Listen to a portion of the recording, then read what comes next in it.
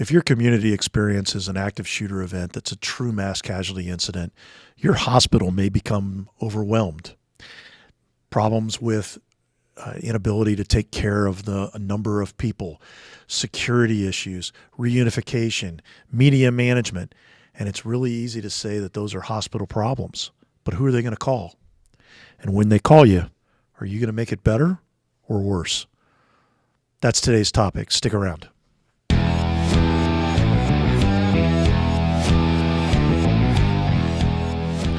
Welcome to the Active Shooter Incident Management Podcast. My name is Bill Godfrey.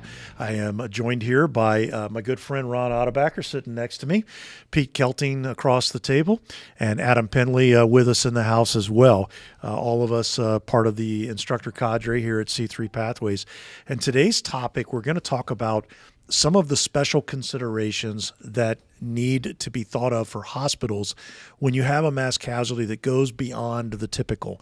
So that, for those that aren't aware, the median number shot is 3, and of those 3 shot, one is killed. And that is not typically a mass casualty incident, as we all know. But when you have one of these events that's a true mass casualty incident, 15, 20 people shot, that can be very overwhelming for small community.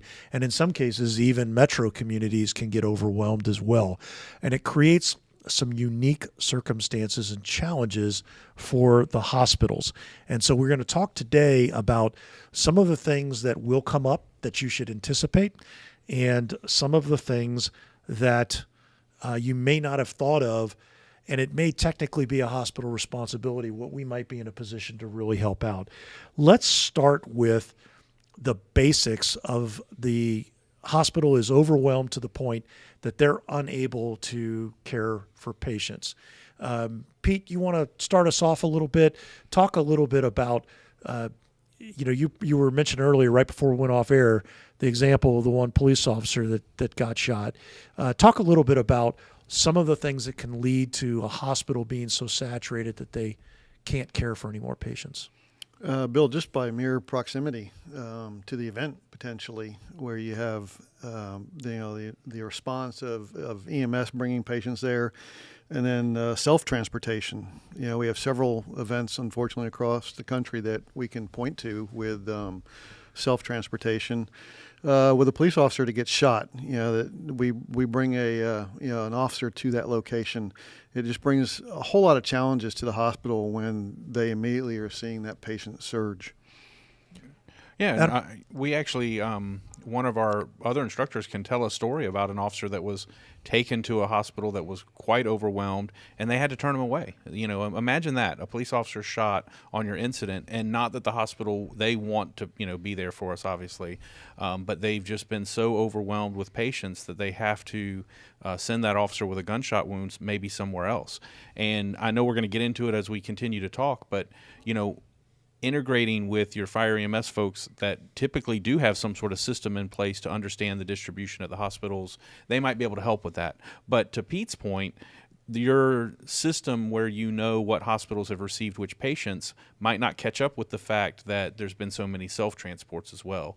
So it just requires a lot of recognition that they're going to potentially have a problem with patient overloading, and it's going to be police and EMS working together to make sure that we distribute patients and people are going to the right place.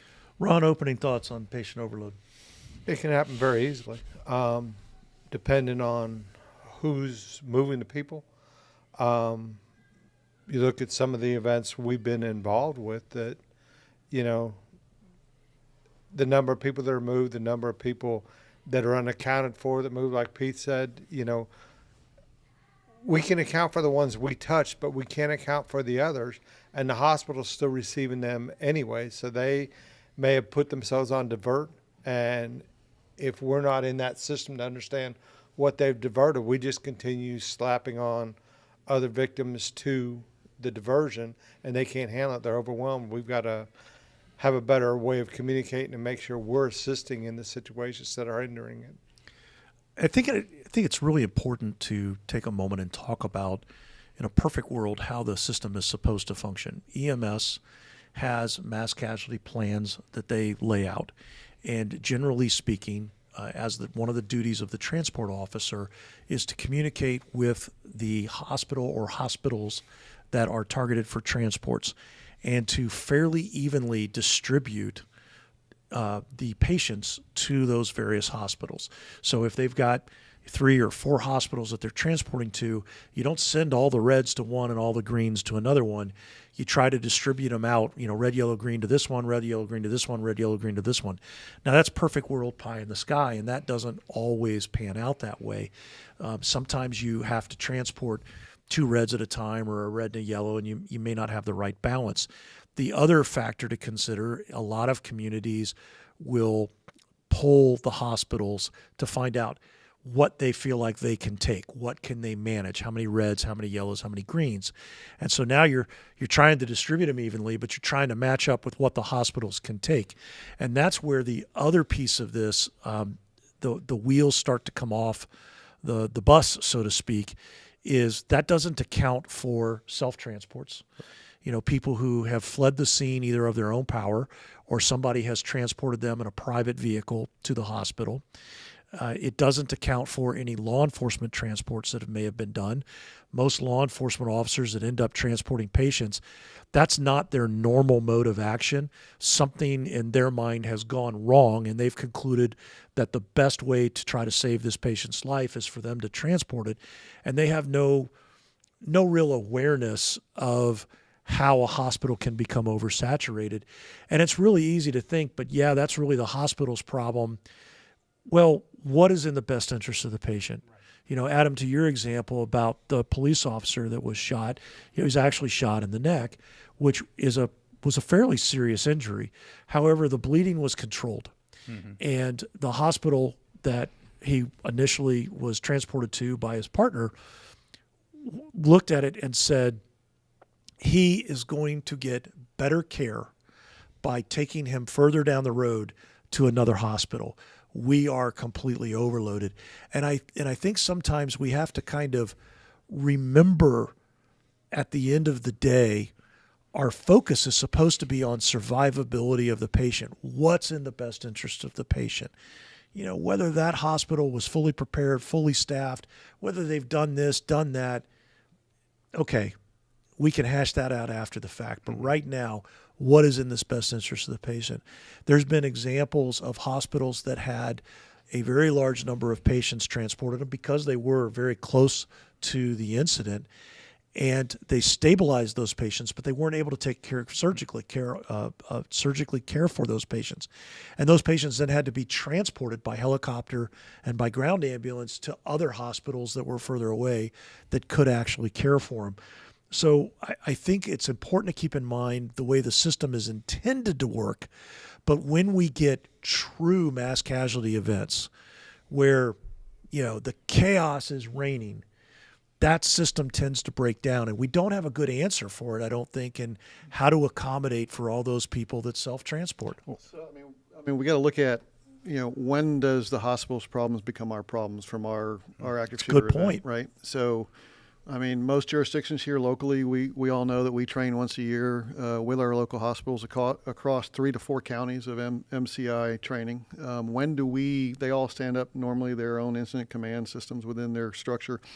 When do we step in to be a part of that? Or when do we request somebody from them to be a part of ours? So we have to see when we integrate that response together with ours. Sure. And you hit on a great point. One of the first tools in the toolbox is this integrated training. So just to get law enforcement to understand that the fire EMS interface with the local hospitals and their distribution system, that exists and that it is possible for a hospital to get overwhelmed, and just getting law enforcement to recognize and understand that's the first thing. But now imagine that in addition to the kind of the 3 normal scenes you're used to, the crisis site, what transportation the suspect used, where they came from, their home address, that sort of thing. But now you have these additional locations that you mentioned. It just made a light bulb go off. You mentioned that, hey, this hospital may have taken too many patients, stabilized them, and now they're transporting them to other places. So even, are we talking about traffic routes and traffic control and your urban hospitals that are your level 1 or level 2 trauma centers, oftentimes they have a higher level of security. They might hire off-duty law enforcement officers. Or they might have their own police department. Yeah, right. Yeah. But But then the third or fourth down the line hospital that's a little further out, that is typically a community hospital, but now they're taking more patients than they're used to, they're going to be calling for help. And the only people they know to call are going to be, local law enforcement. So it does become a point at which all of those things, circle together. But again, kind of the tools in the toolbox, the first thing is to understand that those kind of things can happen in a complex incident, and getting law enforcement to understand that your day in and day out, when I was an officer, I knew that if I had this type of patient, maybe a drunk who's been injured or something, I knew that to go to this hospital because they handled it really well. Well, some of that stuff, you might have to work around knowing that the system is under a strain.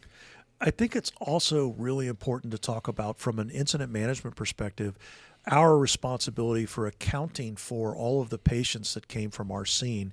And I think that's something that we forget about.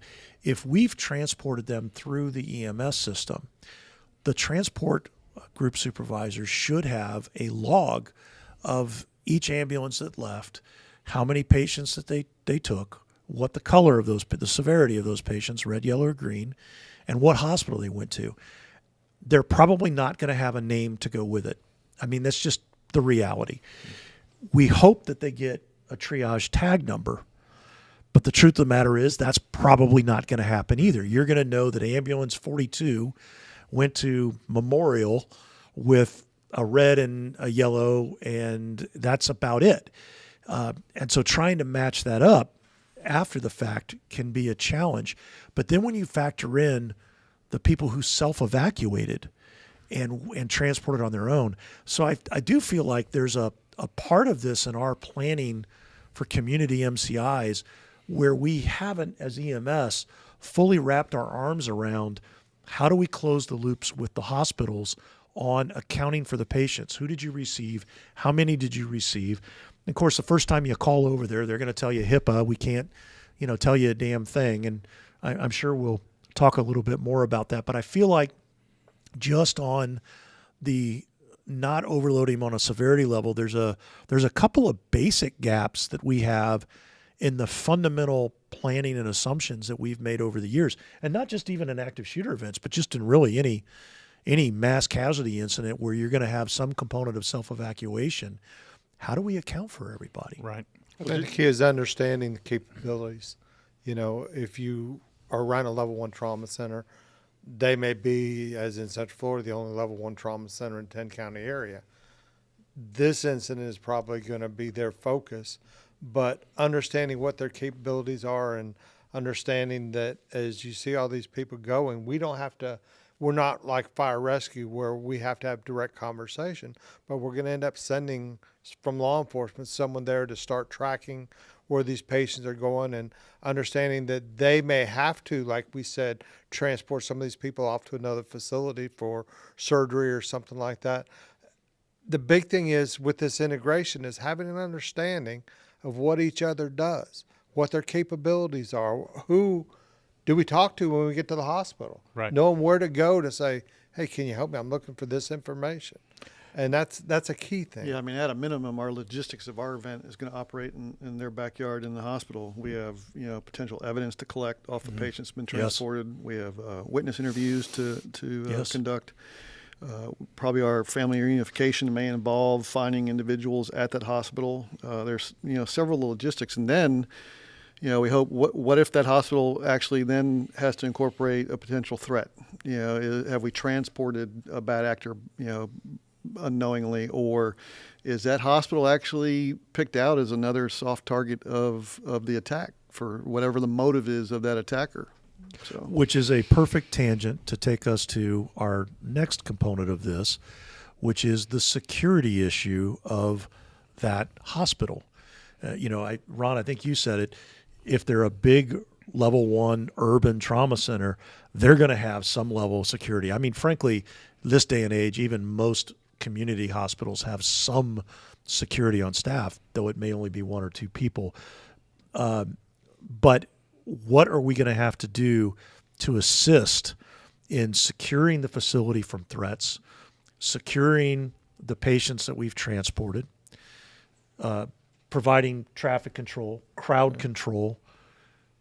Isn't security going to be something that's going to end up on our backs? And again, a lot of hospitals have limited surge capacity.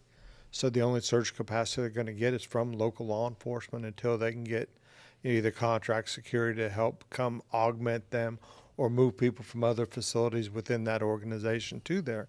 But usually it's going to fall back on local law enforcement, whether it be for traffic control, whether it be for protection at the ED right then, because we don't know where, what the status of the bad guy is. And so there's a lot of things that they're thinking about too that we've got to be a partner with, because they don't have the resources to expand out to that. Where's media going to go? Where are all the people looking for their loved ones? Where are they going to go? Who's going to help them? Like we said initially, who are they going to call for help? It's going to be us, and we've got to be prepared for that call. Right, absolutely. And I think, I look at it as that the people that were potentially injured in the active shooter event, they're now our responsibility, right? They've already been traumatized once, and the hospital is going to do their level best to provide the best medical care they can. But if now they're also, again, there's maybe still an unknown threat. There may be media that's trying to get in to do interviews at an inappropriate time. There might be family members that are otherwise estranged day to day, but now they're showing up at the hospital because they've heard that this event has happened. So even though it's a lot of times a hospital responsibility, once we are managing the larger event, they kind of fall under our umbrella too. I think we have a responsibility to those that have been injured that are at the hospital, and we especially have a responsibility to the families to try to piece together quickly, like Pete was saying, who is where. So because reunification is part of the response. It is a response function, and we have to get it set up quickly. And we talk about accounting for folks so we can give families the best information we can right at the scene. It's interesting that you mentioned that element, Adam, of getting at the media and the hospital. There was a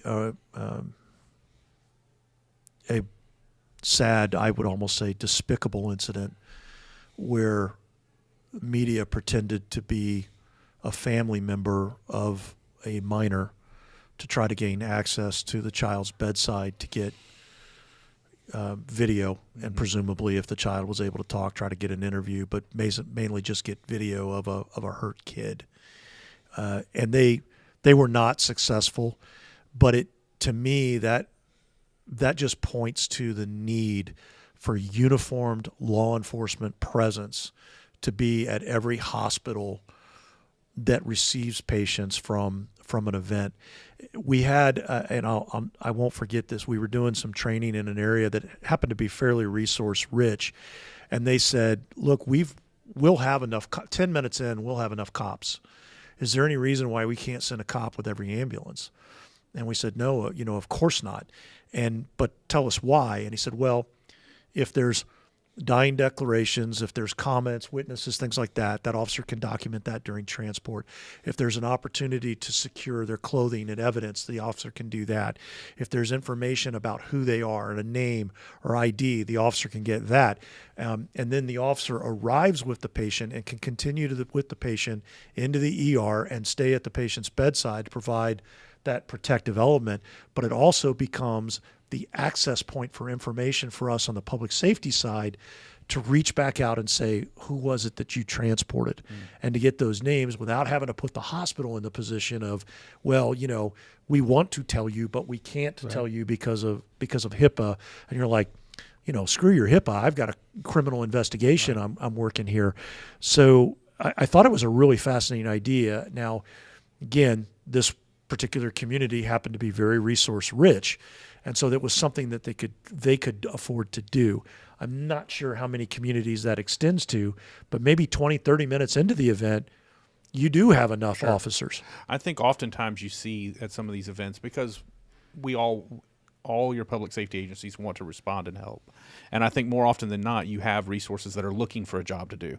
And it's part of our earlier conversation that, you got to have resources that you can carve out other jobs that need to get done. And even if you can't send an officer with every transport unit, all those tasks that you just said are something that needs to get done, and most of them need to get done fairly quickly. So as more people come up and you have additional officers at staging, I want to help. What can I do? I want to help. What can I do?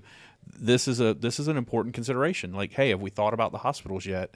And if you have extra resources, start getting them out to the hospitals. All right, so let's bullet point off some of the security tasks that need to be done at a hospital. So obviously securing ingress and egress, is that on the list? Yes. Yeah, Okay. absolutely.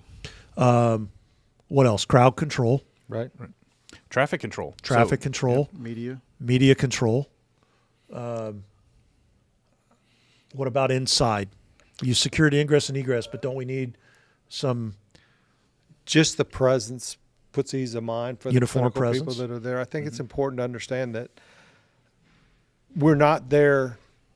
It's the hospital's responsibility for patient care, no doubt. It's our responsibility to provide a safe environment for them to provide that patient care. Absolutely. Whether that's ease of mind on them that they're not going to be attacked while they're trying to provide patient care.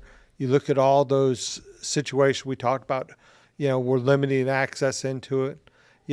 Those are all responsibilities that can often overwhelm the security component of the hospital. And it's our job to reinforce that, to give them a safe environment, do everything they can to save these patients. So here's a question I'm going to throw in, and Pete and Ron, you guys both have or are doing hospital work. So let me put this one to you specifically.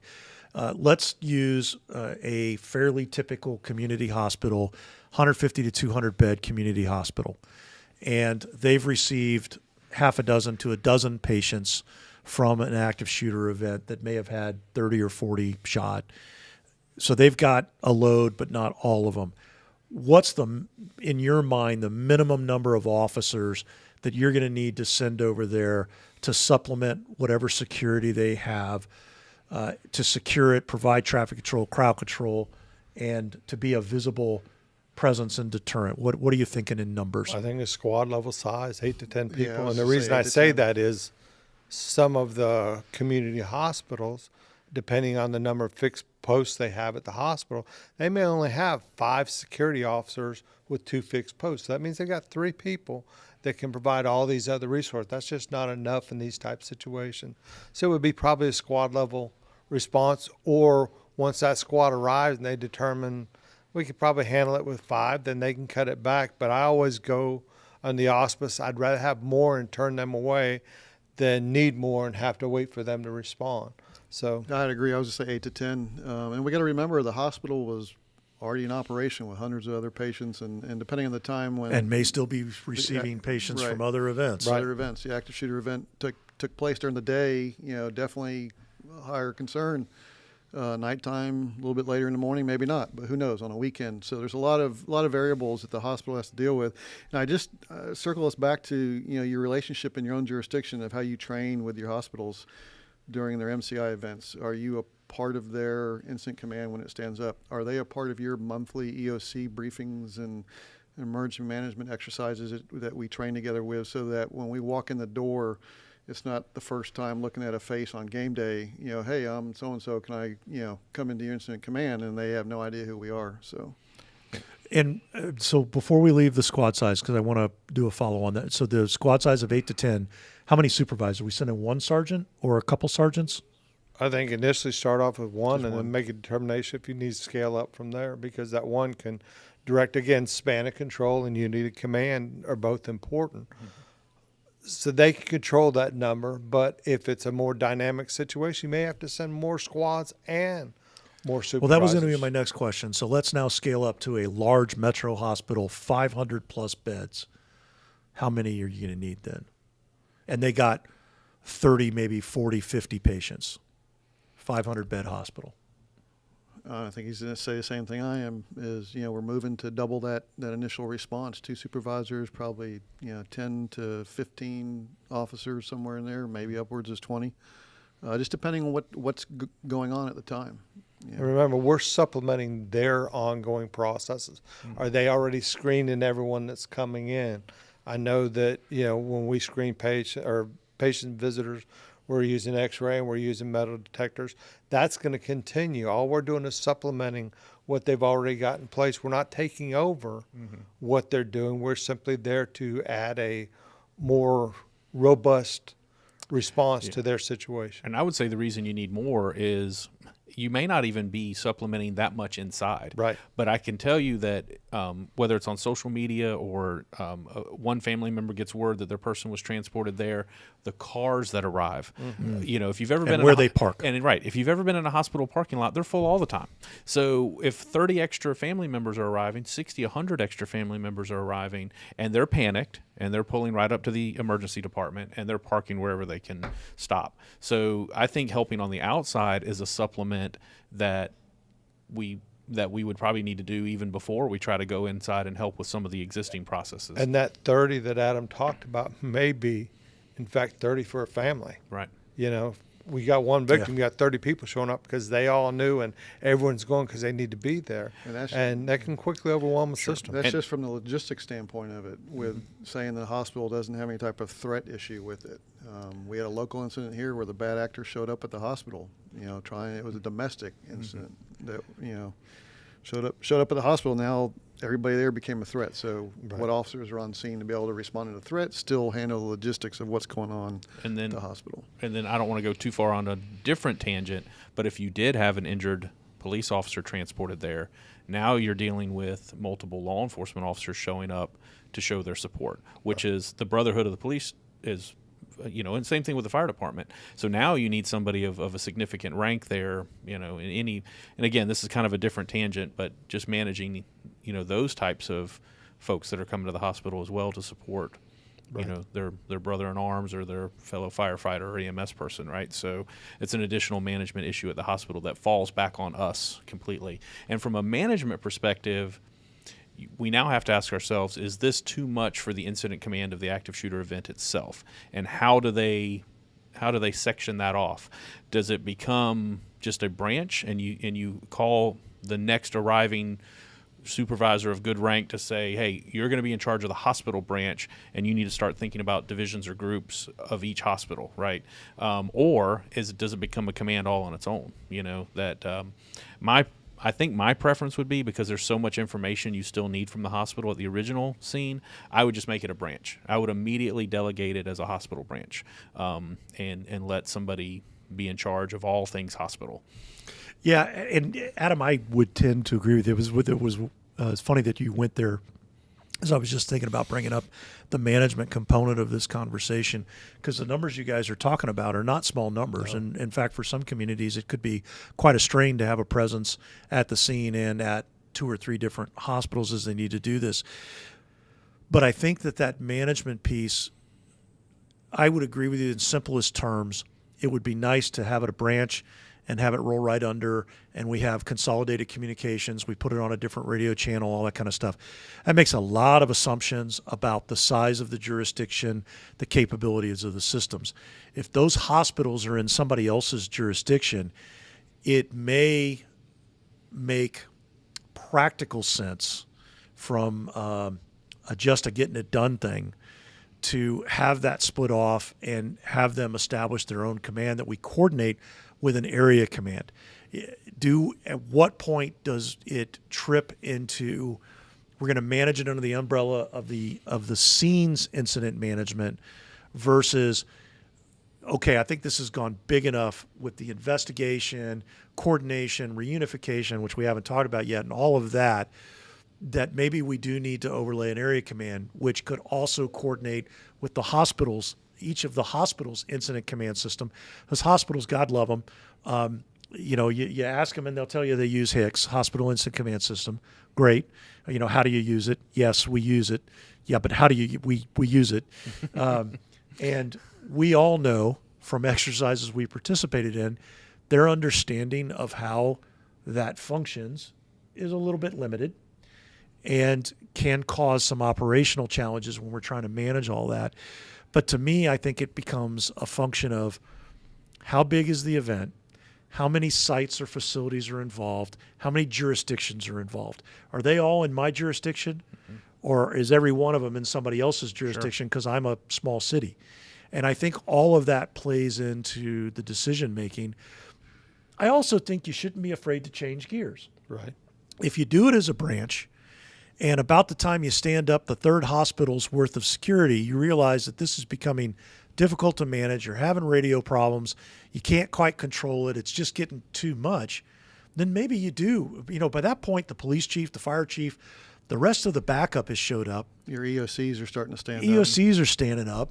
Get an area command stood up. Right. And Pete took the words right out of my mouth. That's a great opportunity for your emergency managers at the county level, because they have some plans in place for those types of MCI or surge events, that maybe they can implement some of that. But I'm a big fan of delegating big parts of your incident off to someone else to be in charge of that, so you're not overwhelmed trying to think about too many things at one time. And if you have, that's even a job you could call a neighboring county for and say, you know what, we don't need any more help at the scene. However, if you can send your ranking person and about 25 officers over here, please help us at the hospitals. And you're now just delegating it off to some follow-on resources. And again, to hit on what Bill said in his comments was, we're there to support the hospital at a time. They've got their HICS stood up. We need to make sure we integrate with their HICS. That's why I always go back to training ahead of time is the critical part. They may have a different view of what we're going to provide and do once we get there than we actually have. And when the incident's happening is not the time for them to find out, now we're going to go in there, we're running roughshod, or we're going to sit back and wait for the hospital to tell us what to do. They need to know what our capabilities are. We need to know what theirs are. We need to talk about expectations on both sides. And then we need to share the responsibility for this incident, because we don't want them to think that, hey, we're just coming in to run this thing. And, I go back to the old days when the fire department was well-versed and well-practiced in incident command and law enforcement wasn't. And then you figure the fire department just going to come over and take over the scene. That's not going to happen. But it's the same way with the hospital. Although they may run things different, they run it the way that serves the hospitals, and we've got to have that understanding. Sure. And we got to support their efforts. Yeah, Ron, you and I have been a part of the planning with the hospitals over the last 10 years or so here in Central Florida, and we've seen where we used to, maybe with MCI training events, 2 or 3 hospitals. Now we're 3 and 4 counties, right. 15 hospitals all playing in the event for the day. It's they've really come around. All right, so I'm going to move us on to our final. I want to talk about reunification, and we've already hit our 30-minute mark. So let's talk a little bit about reunification, and then we'll wrap this one up. What role does the hospitals play in reunification with us when we're standing up reunification as part of our incident? I think the important thing is understanding that reunification is going to occur. If we control it from the onset, we may be able to save not only our efforts, but the hospital efforts at that time. And the reason I say that is because if we don't designate a reunification location, then everyone that doesn't know where to go is going to go to the hospital. I can tell you from experience, that's where they're going to show up. Right. So if we can set a reunification and then we can get them on the front side with us, then we can work out how to do that reunification that still complies with their HIPAA responsibilities and everything else. They want the same thing that we do in public safety. They want these people to reunite with their family. They want someone there that can help them make medical decisions during that time. And it's critical for them. What we can do is, again, initially set a reunification area and get them worked in with us because we're already involved in their incident command system. So we can get someone from the hospital there so we can work it out so we have plans ahead of time instead of having, 5,000 people show up front door of the hospital. Sure. And as we've seen in other incidents, though, let's say everything does go according to plan. We have a really good reunification set up at or near the scene, and we go down our list and we find, oh, well, Mr. Smith, your son was transported to Memorial Hospital. He was one of the injured. We may not want Mr. Smith to jump right back into his car and try to drive to the hospital. And we want to know who he should see when he gets there, right? So he can get – so reunification involves some people learning that their family member has been transported to a hospital, and then they want to go there, right? Rightfully so. So now how do we, keep doing our part to make sure that connection happens effectively? I think the success of reunification all comes down to the power of information. If we do our job, you get everybody transported off of the scene. Once the injured are taken care of, that next priority is to clear it. But while you've got contact teams and tactical working on the clearing operation, fire and EMS job is not done. They should immediately begin circling back with law enforcement and the investigative team and trying to put names to every patient that was transported into the ambulance. Because if we're doing our job, we should be the focus of the information so that when little Johnny's dad shows up or Sandy's, mom shows up, we've got answers for them about where they are and what the situation is. One of the things that has frustrated me to no end is this talk about how you can't call it the Reunification Center because not everybody gets reunified. And I think not only is that super short-sighted and just a ridiculous talking point, but it's absolutely false. Everybody does get reunified, one way or the other. Everybody gets reunified, whether they're uninjured, injured, or tragically a fatality. We got to get them reunified, and we have to have answers for all those questions. And to your point, Adam, somebody's injured. Okay, Mr. Smith, let me take you to the hospital. Well, I don't want to leave my car. I'll get somebody else to drive your car right behind us.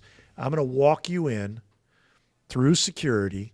I'm going to introduce you to somebody that's going to be able to give you answers and hopefully take you to, little Johnny's side. Or, the flip side of that is you got to do a death notification, and it's a horrible thing to do.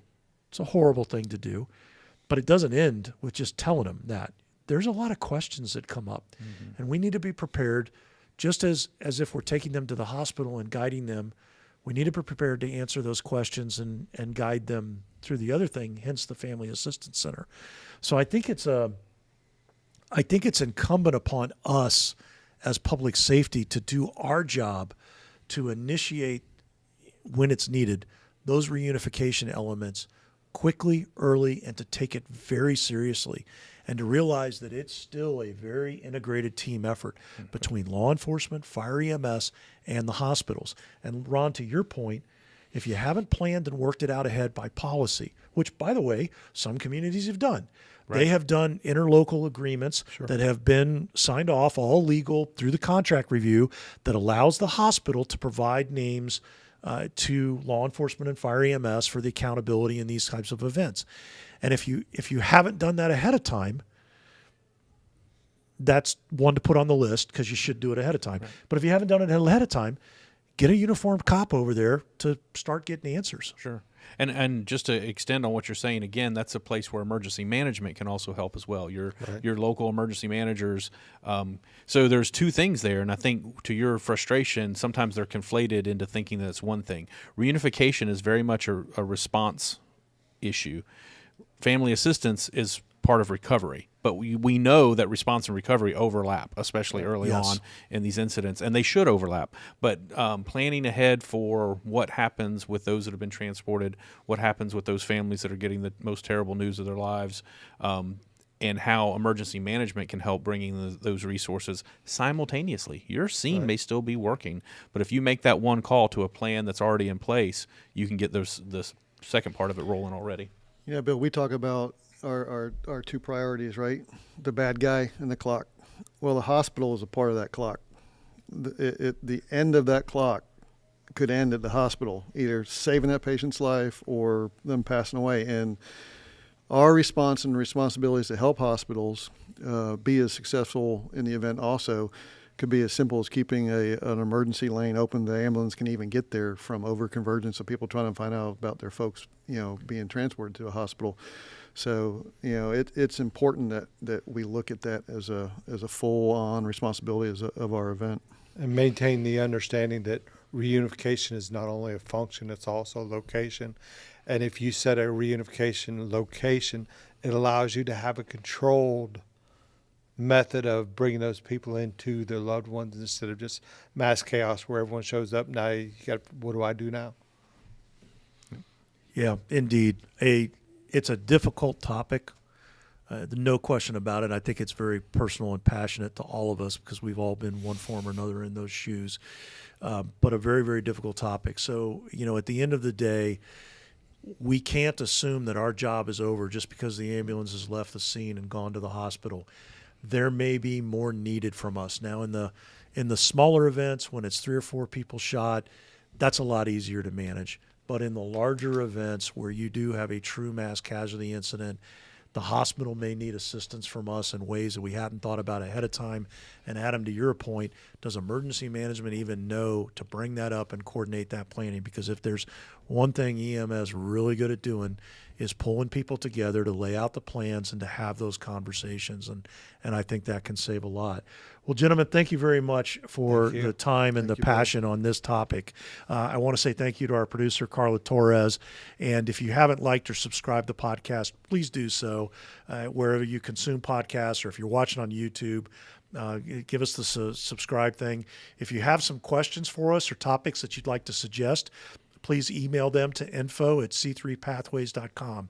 So it's info, at c3pathways.com. Thank you guys for being here again. Please tell everybody that you work with about this. This doesn't work unless we get the message out. So pass it along, include people you know, send the links out. And until next time, stay safe.